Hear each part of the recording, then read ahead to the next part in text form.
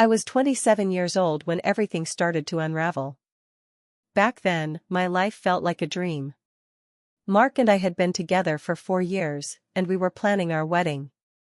He was everything I had ever wanted: kind, funny, supportive. I couldn't wait to start our life together as husband and wife. We had just moved into a quaint little house in the suburbs. It wasn't much, but it was ours. The kind of place where we could imagine raising kids, hosting family dinners, and growing old together. Every corner of that house was filled with hope and excitement for the future. We'd spend weekends painting the nursery, discussing baby names, and debating whether the walls should be yellow or green. I was adamant about yellow. It felt like the color of joy, the color of our new life. I remember the day I found out I was pregnant as if it were yesterday. It was a crisp autumn morning, and I was running late for work. I had been feeling nauseous for days, but I chalked it up to stress. Mark and I were in the middle of finalizing our wedding details, and I had a lot on my plate at work. But something nagged at me, a tiny voice in the back of my mind that wouldn't let me rest. So, on a whim, I stopped by the pharmacy on my way home and picked up a pregnancy test. I didn't even wait until Mark got home, I just couldn't. I took the test, pacing the bathroom floor, my heart pounding in my chest. When those 2 pink lines appeared, I sank to the floor, overwhelmed with a mix of fear and excitement. I was going to be a mother. Everything was about to change, but I felt ready for it, ready for all the joy and challenges that motherhood would bring. When Mark got home that evening, I told him in the most cliché way possible, by handing him a tiny pair of baby booties I had kept hidden away for years. His face lit up with pure joy, and he pulled me into a tight embrace, whispering, "We're going to be parents." We spent that night talking about our future, about how we'd need to rearrange our plans, and how he would paint the nursery while I picked out the crib. We joked about the sleepless nights ahead and how we'd bicker over who would change the most diapers. Everything seemed perfect, like the world was smiling down on us, blessing our every move. But life has a cruel way of shattering dreams when you least expect it. Just a week after we found out we were expecting, I received a phone call that would change everything.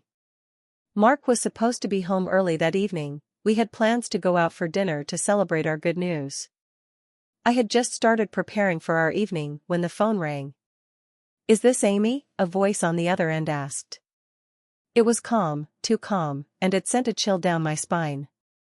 "Yes," I replied, already feeling my heart drop. "Who is this?" "This is Officer Collins, with the state police. I'm afraid there's been an accident." The words hung in the air, and for a moment, I couldn't breathe. The room started to spin, and I gripped the counter to steady myself. "What do you mean? Is Mark okay?" "There's been a serious car accident. He's been taken to St. Mary's Hospital. You should come right away."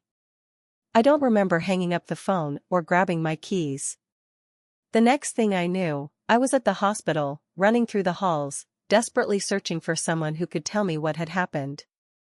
I was shaking so badly that I could hardly stand, my mind racing with worst-case scenarios.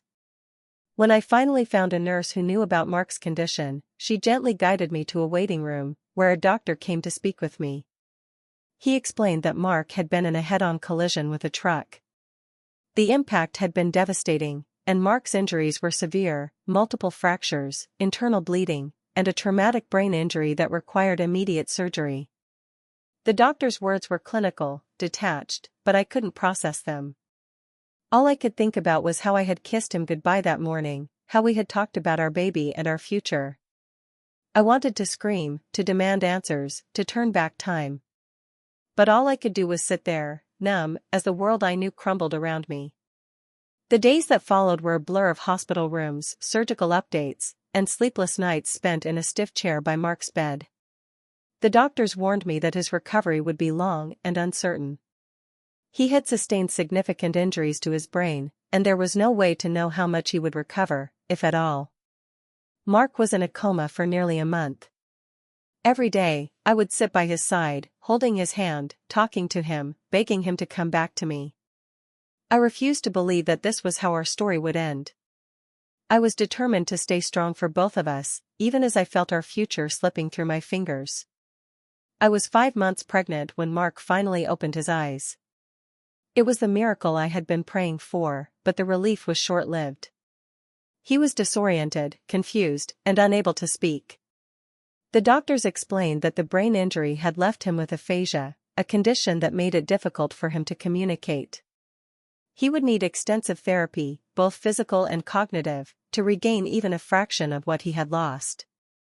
The man who had once been so full of life, so confident and capable, was now a shell of himself. He struggled with even the simplest tasks, like feeding himself or recognizing familiar faces. It was as if the Mark I knew had been taken from me, replaced by a stranger who looked like him but wasn't him. The hardest part was seeing the frustration in his eyes. He knew that something was wrong, that he was different, but he couldn't express it. I watched as he tried and failed to communicate, his frustration boiling over into anger. He would lash out, hitting the bed, cursing under his breath, and then break down into tears. It broke my heart to see him like that, to see the man I loved reduced to this. I spent every day at the hospital, trying to be there for him, trying to help him through the therapy sessions. But it was exhausting, both physically and emotionally. I was pregnant, dealing with the changes in my own body, and now I had to be strong for Mark as well. There were days when I didn't think I could do it, when I wanted to run away, to escape the nightmare that my life had become. But I didn't run. I couldn't. I loved Mark too much to give up on him. I kept reminding myself that he was still in there, that the man I fell in love with was still fighting to come back to me. As my pregnancy progressed, I had to make impossible choices. I couldn't be in two places at once, and I had to start preparing for the arrival of our baby. I felt like I was being torn in two, trying to juggle the demands of caring for Mark while also preparing to become a mother. I was constantly overwhelmed, barely holding it together. When Emily was born, it was the happiest and saddest day of my life. I had always imagined that Mark would be by my side, holding my hand, sharing in the joy of bringing our daughter into the world. But he wasn't there. He was still in the hospital, still fighting to recover. I was alone, surrounded by doctors and nurses, but completely alone. Holding Emily for the first time was like nothing I had ever experienced. She was so small, so fragile, but so perfect. I had never felt love like that before, the kind of love that consumes you, that makes you want to protect this tiny person with every fiber of your being. But that love was tinged with sadness, because I knew that Mark was missing out on this moment, that he might never get to experience the joy of holding his daughter. The days after Emily's birth were a blur of sleepless nights, dirty diapers, and endless feedings. I was exhausted, running on fumes, but I couldn't stop.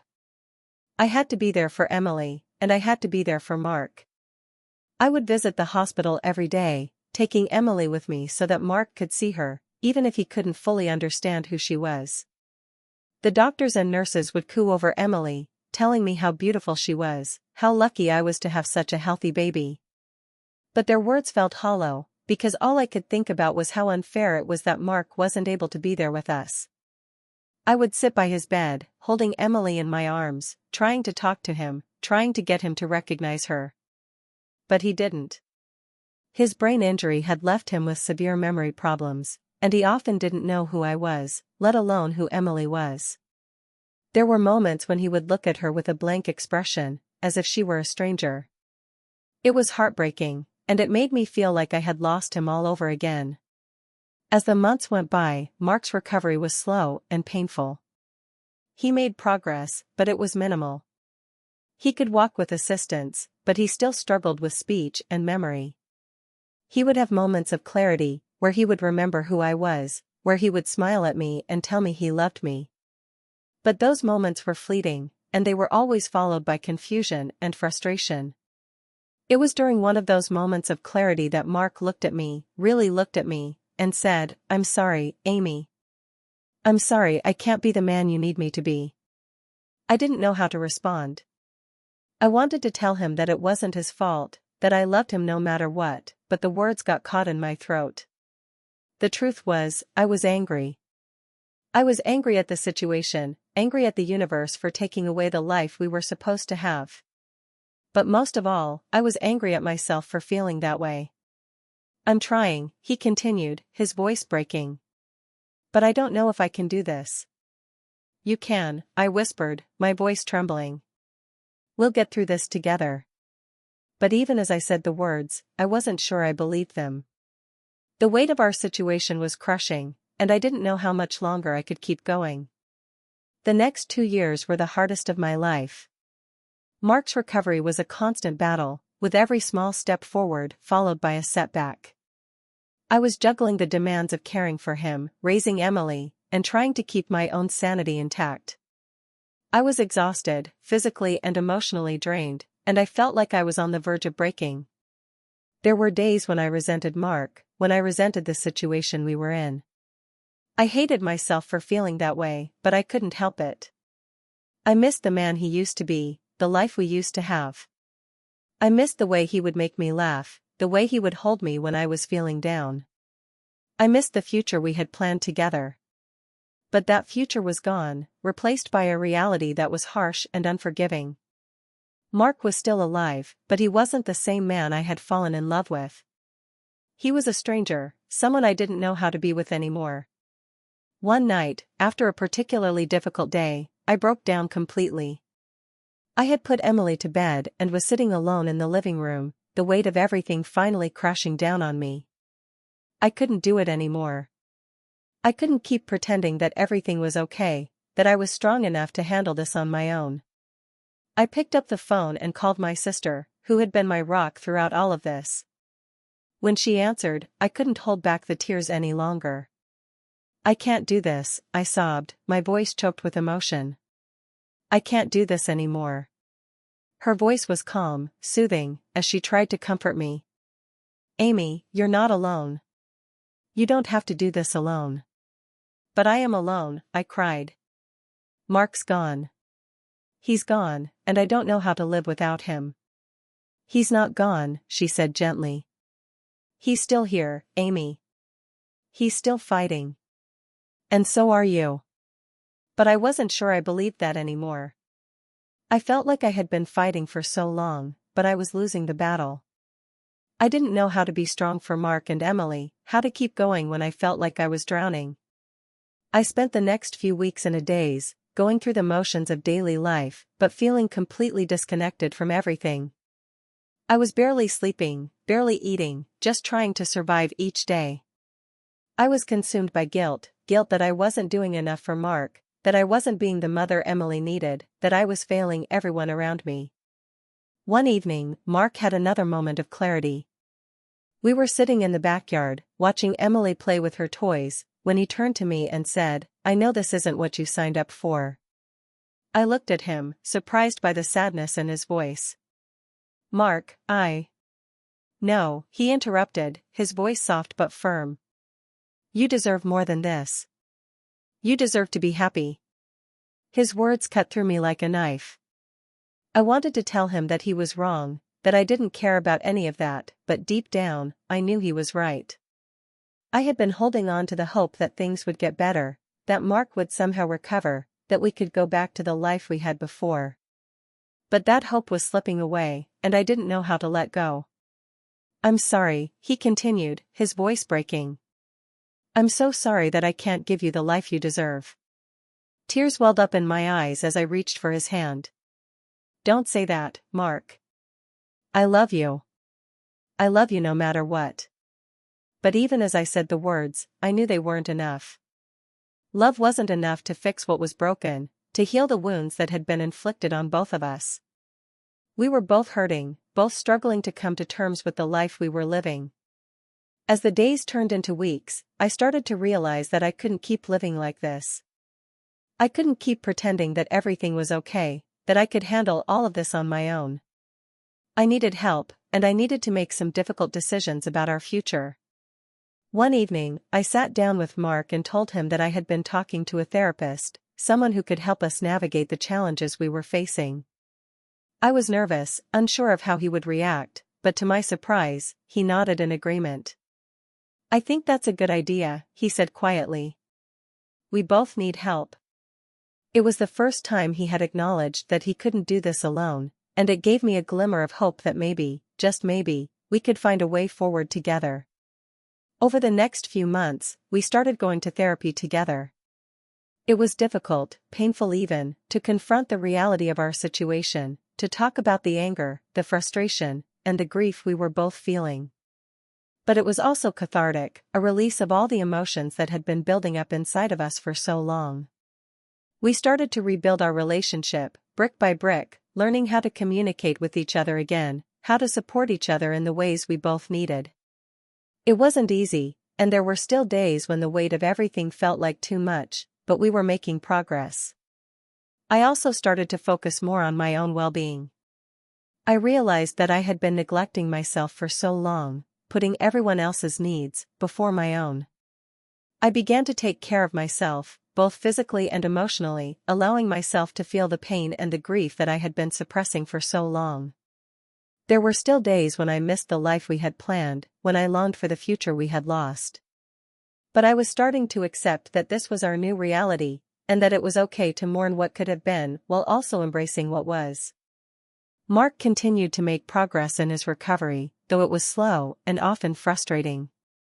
He was able to regain some of his independence, and he started to form a bond with Emily, who was now a curious and energetic toddler.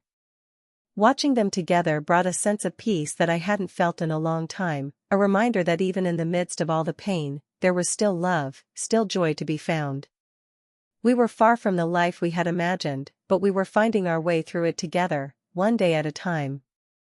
As the years passed, our lives slowly began to take shape again. It wasn't the life we had planned, but it was a life that we had built together, through all the pain, the challenges, and the uncertainty. Mark's recovery continued to be a long and difficult journey, but we had found a rhythm, a way to navigate the challenges that came our way. Emily grew into a bright, curious, and loving little girl, and watching her develop her own unique personality brought a sense of joy and fulfillment that I hadn't expected. She became the light in our lives, the reason we kept going, even when things were difficult. Mark and I had found a way to reconnect, to rebuild our relationship in a way that acknowledged the reality of our situation while also finding ways to support and love each other. It wasn't always easy, and there were still moments of frustration and sadness, but we had learned to communicate, to be honest with each other about our needs and feelings.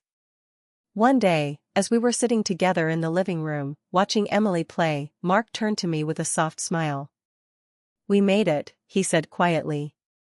I looked at him, my heart swelling with emotion. Yeah, we did. It wasn't the life we had imagined, but it was ours, and we had fought for it together. We had been through hell and back, but we had come out the other side stronger, more resilient, and more in love than ever before. The future was still uncertain, but I knew that whatever came our way, we would face it together, with the same determination and love that had carried us through the darkest moments of our lives. And as I looked at Mark, at the man who had been my rock, my partner, my love, I knew that we could face anything, as long as we had each other. Because in the end, love isn't about perfection or fairy tales. It's about choosing each other, every day, no matter what life throws at you. And that's a choice I would keep making, every day, for the rest of my life.